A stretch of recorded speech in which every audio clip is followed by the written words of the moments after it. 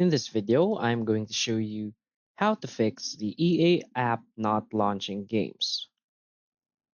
So please watch the video until the end and follow this tutorial step by step to avoid making mistakes. So let's get started. So the first thing you want to do is to go open your EA app right here. So as you can see, but the fix is we're not going to do any fix from here. What you want to do is go to your search bar and type in environmental mental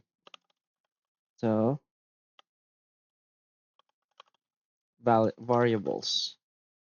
So just simply click here on edit environment variables for your account. Now you should see a file right here in the top that says game underscore data underscore dir. So that is the cause of the issue why you can't play some games in your EA app. So what you want to do is to simply delete that. So unfortunately, I already deleted mine, so I can't show you right here. But you should see that game underscore data underscore dir right there, and simply click on delete right here and restart your PC. And after that, you will now be able to play games on your EA app.